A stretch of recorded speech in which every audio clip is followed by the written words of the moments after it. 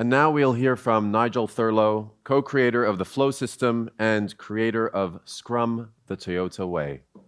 Nigel, the floor is yours. I'm going to open the laptop up. Thank you, sir.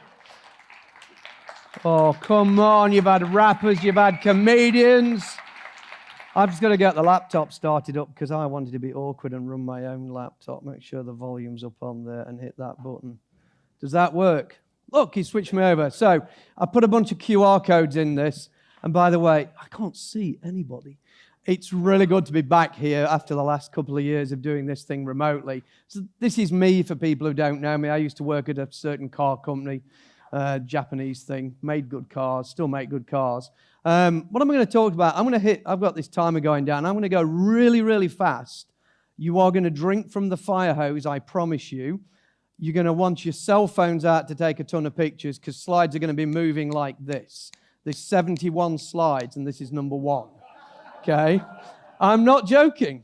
And I have 29 minutes, so we're going to go really, really quick. I'm going to talk about false prophets. I'm going to talk about emergence, and I'm going to talk about the Gemba. Let's see where we go with this and see what happens. Let's talk about the format wars. Who's like more than 40 years old in this room? All right, so we're good. So you remember these things, yeah? Okay. Hell yeah. So glad he did that. So anyway, this was the format war back when I was growing up. This is the format wars now, yeah? Scrum versus Kanban, Safe versus everybody else for good reason. And a bunch of different things. But now we've got value stream methods. The Value Stream Management Consortium, the Amplio Value Stream Impedance Scorecard. And impedance is all about Ohm's law and electrical analysis, so I'm not really sure what that's all about. Just to let you know, Toyota developed value stream mapping, the concept of value streams, many, many years ago, and John Shook and Mike Rother wrote this book which gave you the name Value Stream and Value Stream Mapping. We'll talk a bit more about that later. And my friend Ponch yesterday, co-author of the Flow system, talked about the OODA loop, and the military folks will really know what the OODA loop's all about. But then we've got people devil worshipping now because they're telling me the OODA loop is the new PDCA. Complete nonsense, I'm sorry. This is the OODA loop, and you probably heard yesterday the OODA loop is not actually a loop. This is how Agile people draw it. This is how it was drawn by its creator and people like Ponch who are deep experts in it. So this is what the martial artists call this. They're filming this, so I'm not going to say that word. But stop selling new clothes. We don't need to dress up old methodologies and old techniques and call them by a new name just to sell more certificates. And now we've got lean metrics being used in complex work. You heard from the Master of Complexity, Dave Snowden, yesterday, something I'm studying and working quite deeply. I'm not going to read all this out. It's just a screenshot from the Agile, whatever report they do, the annual Agile report, which comes from a tool vendor. And basically, they're talking about all these different metrics going to apply to Agile. Let me tell you, lean metrics, cycle time, takt time, lead time, those sort of things, don't work in complex problems. And before you start telling me that difficult means complex, just because the work is difficult doesn't mean it's complex. So we need to actually understand the type of work we're doing before we start to measure it. This is complex work here, unordered, unpredictable, unknown, the type of things that happen in war and happen in novel disasters and when we have pandemics. Agile and Scrum say they're solving complex problems, but I can tell you most Scrum is solving predictable problems because you do sprint planning. Therefore, you planned a sprint. And therefore it's pretty predictable. You see the problem with that? So it's not really doing hypothesis-driven experiments. So this is unpredictable work on the left. I put the proper picture of football. I live in Texas now. They play hand egg. We play football. So yeah, so, not what you started. So this is unpredictable work. This is complex work. We have dynamic allocation of resources. We have people who have defined roles, but the minute the whistle goes, all gloves are off, and we're now in a complex system. This is the Toyota production system taken in Kentucky. We have linear, ordered, predictable work, the best production system probably in the world. We have a fixed allocation of resources. The only complexity there are the humans. Where am I going with this next? So, lean metrics are for standard work. You determine a standard, you establish a consensus around that proposed standard, and you confirm that the standards are reasonable and easy to follow. That's standard work in 3 little graphics. Then we need to measure our customer's demand. That's called takt time. How much time do we have to do each user story, each widget, each product, each item of work? That's takt time. Then we need to make sure the work sequence, the way we do the work, will meet the customer demand. And then we make sure we've always got the right amount of work in process to achieve or to maintain takt. So this is just to make sure we've always got the supplies and materials we need. Quick lesson on standard work. So these are the actual lean metrics. Take a photo. I'm going to do that thing where he did, and I'll go and do the whole thing. And I'll do the selfie shot with the lean. But these are the lean metrics. I'm not going to read them out. These do not work in complex work. So if your work is complex, stop using these. So Kanban aficionados out there, if these are working for you, your work is not complex. If you want to read more, you can take a picture. I've written a whole deep article on this on my website, and there's actually a whole ton of information may be useful for you on that. I've already got pictures. Good, there we go. Let's move on. So, you know this. I remade this from an old version of a slide.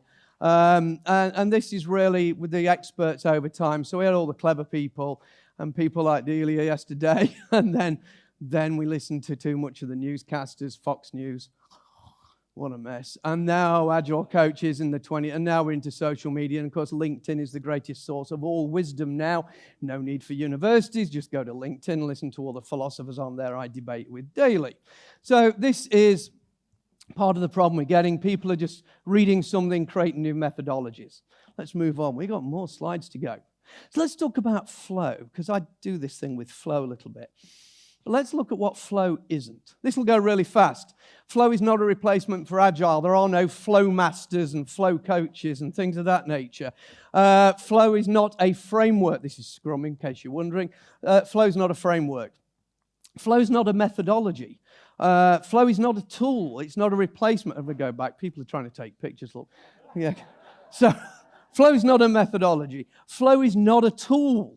It's not Kanban replacement. It's not a prescription. There's no one-size-fits-all, no universality. It's not a manifesto. There is actually a flow manifesto out there. It's just nonsense. I'm sorry. And it's not an annual certification fee. SAFe came out with a new version. Just somebody was writing about it online. Everybody get your $200 out and start renewing your certification fees. Not a certification, not an annual fee. So it's a construct. Definition of a construct down the bottom. So that's what flow is. It's a construct. And it isn't, I didn't invent flow. I just harnessed some aspects of flow. Is this thing working? Ooh. There we go. This is Mihai Csikszentmihalyi. Trust me, I spent a year and a half in Hungary learning to say that. Hungarian-American professor passed away recently. He talks about the state of flow of being in the zone. If you are overstressed or don't have psychological safety and suffer from great anxiety in work, you drop out of flow. This is the psychological construct. If you have high levels of boredom and apathy or just not engaged or involved in the work, then you drop out of flow. And this is Csikszentmihalyi's definition of flow. So this is an individual construct. As a social construct, it comes from the interactions with others, your teammates, the people you work with. When the structure and practice of whatever you're doing becomes unnoticed. Nobody knows they're doing Scrum or Kanban or whatever else you do.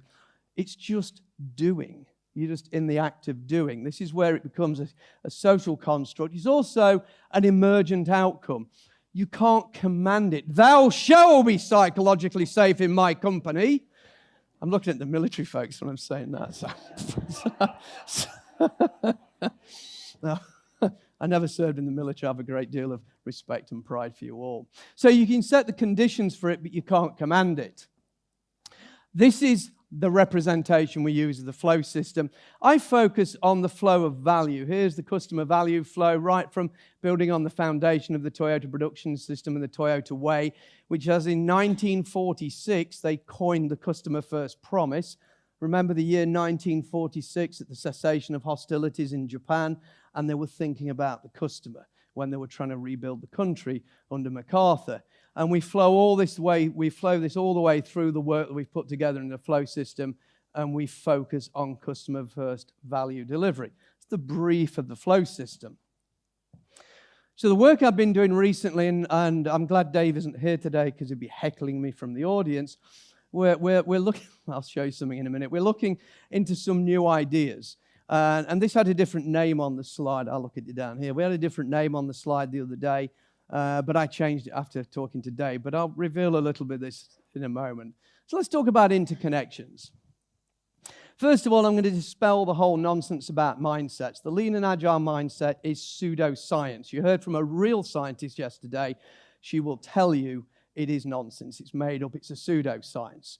But this is where, I used to have the German word up here, Weltanschauung, which is about the worldview.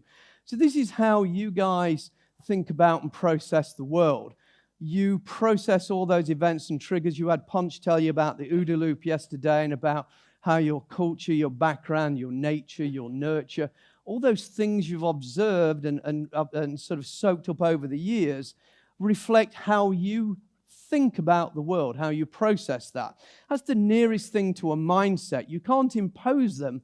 They emerge as your worldview based on all these external triggers, inputs, experiences, your life. So that's the first thing about this mindset. I can't impose a mindset on you.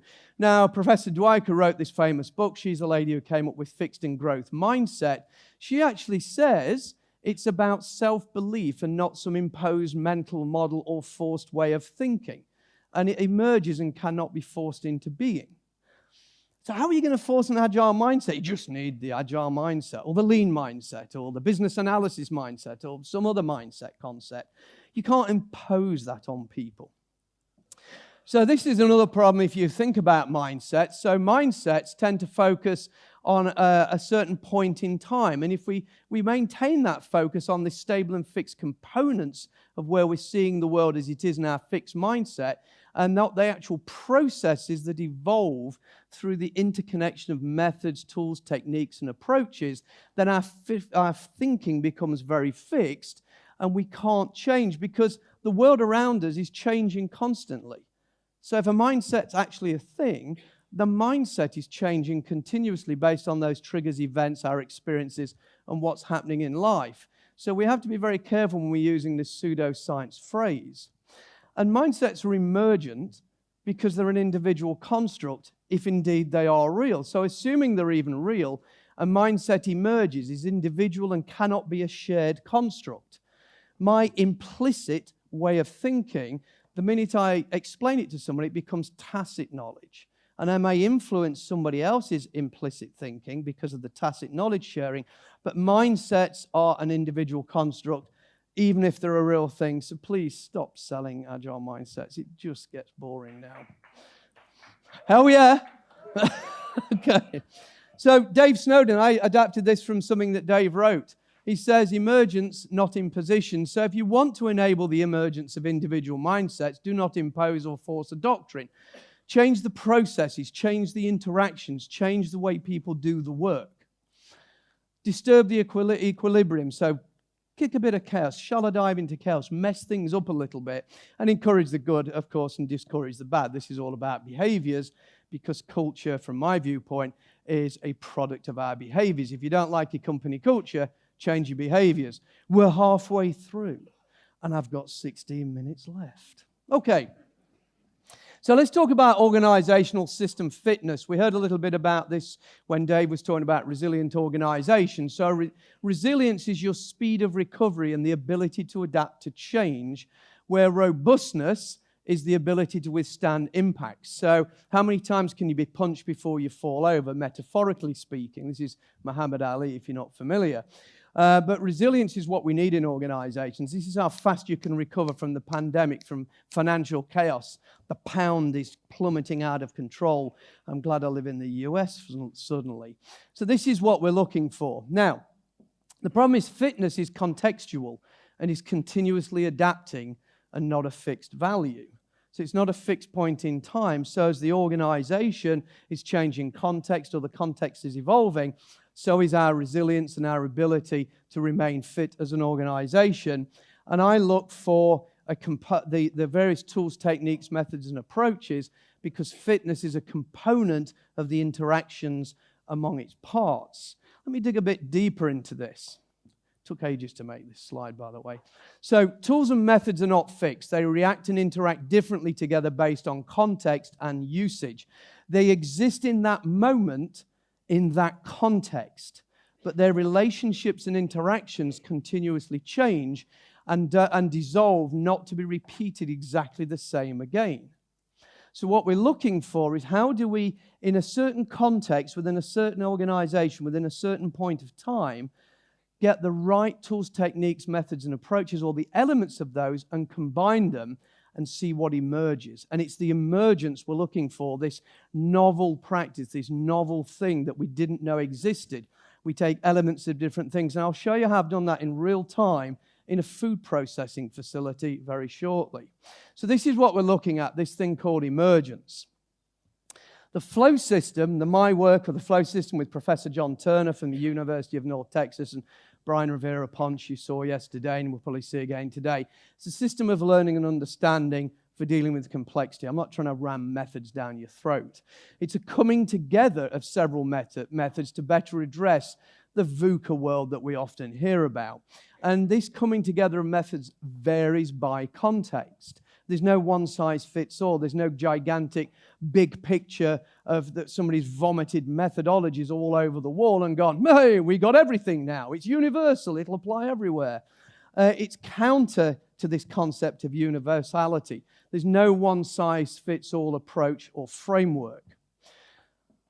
Then we get into this thing called rhizomes. So when we look at things like this coming together, we start to think of a rhizome. Now, if you're not, I'm not a gardener or a botanist or anything, so if you're not sure what a rhizome is, ginger is the best rhizome you're familiar with. So a rhizome has no predefined plan or structure. Its patterns of growth emerge and adapt based on its context and its environment. So a rhizome has no beginning and no end. It's always in the middle. And as a rhizome populates, and Dave talked about this entanglement of root structures yesterday, what he talked about, and as I say, when this thing starts to emerge, you can get sprouts or roots or other entanglement or other shoots just occurring in a random way, or what seems in a random way, because it's adjusting to its environment and its context and what it's needed. As I say, it has no beginning or end. Unlike a tree, which is very structural, very hierarchical. And a rhizome is not a reproduction. This is the other thing. It's a short-term memory that operates by variation, expansion, conquest, capture, and offshoots. This is what a rhizome is, and that's what we're looking for in my work in the flow system, where a tree is a reproduction. It's a copy. A rhizome is never a copy. We never use the same thing exactly the same in a different context, where a copy or a reproduction is. Very structured, hierarchical, defined, lots of other words around that to do with a tree. Affordances is something else we look at.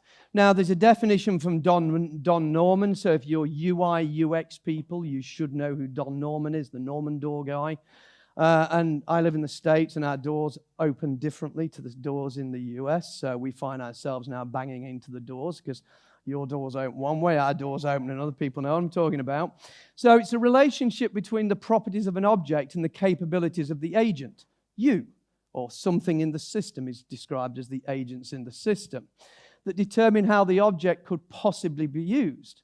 So we want to look at the tools, techniques, methods, and approaches, look at what they afford us, and how we can utilize them within our context, and how the interactions, interconnections, and relationships between those work together to see these emergent, novel practices come out in that context, rather than just follow a recipe. So other work we've been doing, Dave mentioned it briefly. We wrote a huge paper. I'll give you a screenshot in a moment. You can take a picture of the QR code.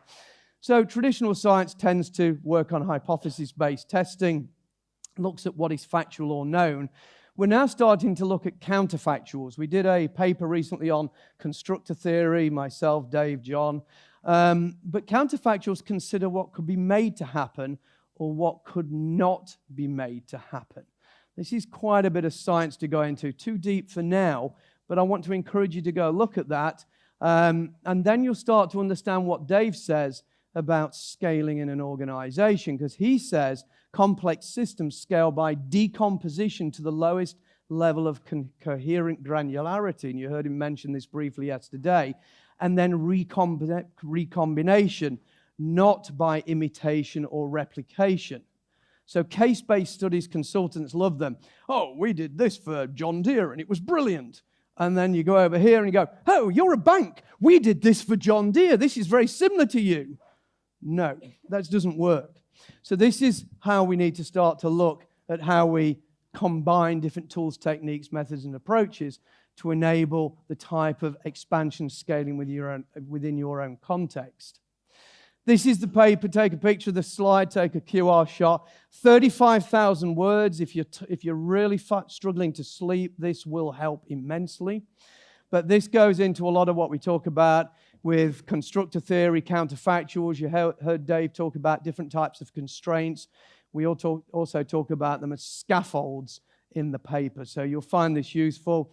And if you really want to go a bit further, we just released a brand new paper yesterday. It was published and went live yesterday. This is all on assemblages theory. And what I've just been describing to you is our gradually emerging understanding of assemblages theory from Deleuze, Gualtieri, Delandre, and other people, and how we're looking at this and applying this to how we interact different methods, tools, techniques, and approaches together.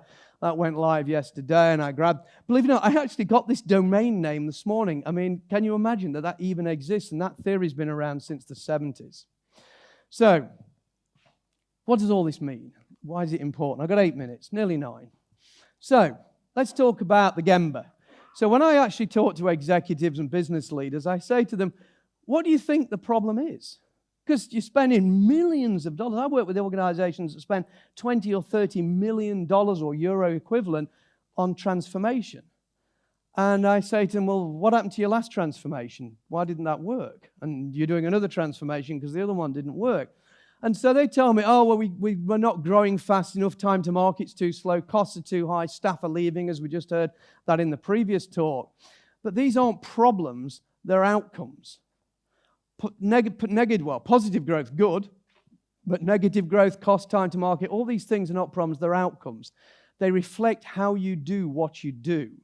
You need to change how you do the work if you want different outcomes. So if what you're doing isn't giving you the outcomes you want, there's something wrong with what you're doing. So the next thing I say is, how do you do what you do? Do you know how you do what you do? Because until you know how you do what you do, you can't change how you do what you do. I could rap. I like Maria. So, so what's the actual problem that needs to be solved? Until you recognize the problem and what you need to solve, there's no point implementing frameworks, solutions, transformation strategies, and all these other things. So there's this great word in Japanese. This is the word here, Genchi Genbutsu. Anybody lean practitioners out here? Six Sigma people? Six Sigma, that type of thing, yeah? So Genchi Genbutsu, which actually means go to where the work is happening and see the actual thing with no assumptions and make change. You see there's some words up there. I didn't write these. My boss at Toyota wrote these. He used to report to Akio Toyoda, so I think he was reasonably senior. What a lot of people do, they do Genchi Kenbutsu. They go on Gemba walks. Hello, hello. Nice. Hello. And that's it. That's their idea of going to Genba. And that means they are doing nothing more than sightseeing. This is where the first audio is coming up, audio guys. They do Genchi Kenbutsu. They just go around and look and smile and wave at the workers and then walk off again. So this is a guy called Ritsuo Shingo. Japanese gentleman, 40 years at Toyota, now retired, living in Toyota City. He was in Santorini, lean conference, you know, great places for conferences. And his father is a guy by the name of Shingo, developed a lot of the techniques used in the Toyota production system, along with one of its creators, Taiichi Ono. And so they were talking in this conference, asking about tools of demonic possession, you know, devil worship like Jira. And ask, hell yeah! And asking, and this, so they asked, you know, my friend here, Marco, from Italy, lives in Florence, asked Shingo-san, what tools do I need to do Genshin Genbutsu? This was his answer. Don't ask for any tool. No tool.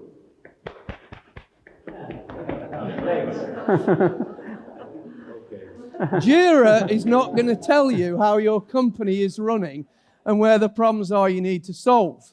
So you got this concept of work as imagined versus work as done. This is how everybody thinks it, well, your boss thinks it does. Yeah, give me this.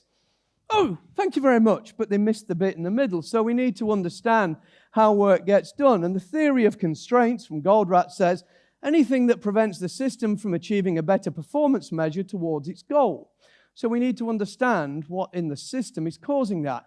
And constraints aren't just bottlenecks. Bottlenecks are just a resource constraint, but there are other constraints within a company and organization. And the opposite of flow, if you look it up, the atonym in the dictionary is stagnation. So these are the types of stagnation. Take a picture, it'll be useful to you. A stagnant state or condition, a state or condition marked by a lack of flow. That's what the opposite of flow is. So energy follows information. This comes from one of the papers that I gave you the QRs for earlier on. Once life is created, or once life occurs, it's sustained through cellular transfer of information. Really fascinating stuff when you start to read this. We actually transmit information between cells. As more information is needed, more energy is expended. Okay. Information value, the value of the information we get, is defined as providing actionable information, because information is useless unless you can do something with it. And in these days of gigantic data lakes and things, we have a plethora of it. Information is considered valuable if it's available when needed. Think about this. Logical depth is described as the time and energy needed to obtain that actionable information. And the flow of information controls the properties and behavior of a system. So unless you understand how your system works, you're just expending energy, and energy costs you money, especially when you're paying €2 for a litre of gas, when I'm paying 60 cents in Texas. So, sorry, I had to throw that in, yeah? Okay. So, we want to achieve the flow of information with the least amount of energy to make it effective. This is how work gets done. You've seen some of those pictures with lots of interconnected lines. If 8 teams are working together and they're the lines of communication, this is actually a case study from my previous work, you have 276 lines of communication with 8 teams. Now add in information security or compliance, governance, whatever you call them. Now you've got one more team and you now have 465 ways to have a conversation. You see, energy follows information. This is information flow. So a value stream contains all the people, machines, technology, and skills needed to complete the end-to-end product delivery. That's a value stream. Customer needs, requests to customer outcomes, value, something like that. It's cross-organizational. Let's go here and implement Scrum. Safe, Voldemort. Or Agile. This becomes a sub-optimization. That's what Deming said. A value stream is completely across the whole organization. So unless you're building an organization that encompasses all these different roles and more, you don't have a value-based flow organization. And I've just said that to you. I won't repeat that. Okay, I've got a couple of minutes. I may run over by 2, but I promise no more than 2. This is me in the green hat. So I just spent the last 3 months in Washington State working at a food processing facility, frozen food processing facility. And I spent 3 weeks at the Gemba with my iPhone filming 41 gigabytes of 4K resolution video footage and then slowing it down and analyzing it. And I still was struggling to understand what was happening. So I said, can I go on the production line? And I went and they said, yes, but you'll have to do a whole shift, 8 hours. I'm 59, I'm a bit worn out. This is the hardest work I ever did in my entire career in recent memory. I'll show you a bit. I learned more in these 8 hours than I learned in 3 weeks of watching it. And most of you don't even go where you build your products. So how much do you think you're learning? I actually went and did the work. I genuinely, every hour, I'm not religious, but every hour I prayed for death. Truly, to carry me away from this facility. But I learned more by doing that because you're learning to see the unseen. If you can't see it, you don't know what you need to fix. And when I got on that line, I realized how chaotic it was. And I can tell you now, the last couple of months, they've made phenomenal changes, rebuilt it, improved things. And I actually put the president of the company right where I was standing for 45 minutes, not 8 hours, 45 minutes. The minute he came off, he authorized immediate changes, and we increased the break times from 15 minutes to 20 minutes as a result of just 45 minutes on the line. That's the power of going to Gemba, the real place, the actual place. So, visual management, all these hideous eye candy tools that people buy into, yeah? Version 1, which became digital AI and Jira and all these other things. It's all eye candy. The rules of visual management from Toyota, 2 rules. What do I need to know to do my work? So if you're using a Kanban board or whatever else you want to call the boards you put on the walls, what do I need to know to do my work, to do, doing, and done? Good. Or other things. What do I need to share externally about my work? External radiators. What do other people need to know so they know where we are? I have a signaling system that says, circle, triangle, cross, green, yellow, red. If I put a cross up with a red background, the management know I need help. Come and assist me. What do I need to share externally? Visual control is known as andon in Japanese, means lanterns, or external radiators should only present the facts. Displays without facts are visualization, not utilization. They're just eye candy. If the visualizations provide no value, turn them off. Says my time's up. Last 2 or 3 slides. So what we did, I implemented an andon system in this food processing plant. I implemented a way that everybody on the production line could stop the production at any time by pressing a foot switch. This would bring the whole line to a halt. I gave them exactly the information that was necessary to inform people, and then we actually put in what we call failure codes. So when the line was restarted, and we put a TV up in the plant as well, when the line was restarted, we could actually record how long it had been down for and what the purpose of the stoppage was, because that would drive continuous improvement. This also drove behavior change, because now everybody on the production line had responsibility to stop the line when there was a problem and control the quality. So we shifted the onus of quality to the people doing the work and gave them the power to stop the machinery and draw attention to where the problems were. That's the power of true empowerment. This is a board I designed. I put this up so you could take a photograph. This is the actual physical one on the plant floor. So I combine elements of Scrum, Kanban, the pull system, and lean thinking and continuous improvement, a coming together of different tools in a new context that gives rise to an emergence, something greater than the sum of the parts. That's the point of the flow system. Oh, and then what they did here, they've actually put a board up now next to the break room, which they actually put all the done items on. So when things go across the board getting done, they actually make them visible so everybody knows that there's improvement suggestions that they place here, continuous improvement suggestions, are actually getting completed. This is the same thing I did a couple of years ago in a heating, ventilation, and air conditioning company. We use Scrum on the plant floor for people who use welders and angle grinders and things like that. I'm telling you, you must continuously experiment by trying all these tools, techniques, methods, and approaches to find the combinations and recombinations and to look at the interactions and reactions that yield the desired outcomes. There are no templates. This is the mapping technique that Dave introduced to you, SGRI mapping. We're fully participating in this. The new playbook is just gone to the publishers, which will describe how we use these methods. And this is the methodology in use in some of the prototyping sessions. using the tools and techniques, seeing which may work together, may fit together, looking at the emergence, going off and applying them, coming back after reflecting on them. I know I'm out of time, but I want to present you my very last slide. And I have a difficulty presenting this because I always get choked up when I talk about this. This lady, her name is Nuit. She came over from Vietnam after the Vietnam conflict when she was 22 to the USA. She's done this job for 42 years. Can you imagine that? 42 years.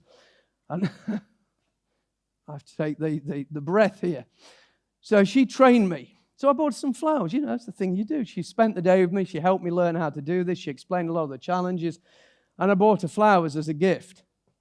And then she came into the office. I was staying in a hotel, and she bought me a big care package full of, candy and potato chips and things like that. And she said to me, "You're the first person that ever showed any interest in me." She told me I was a somebody and that she was a nobody. Let me tell you now. You're all somebody. Thank you.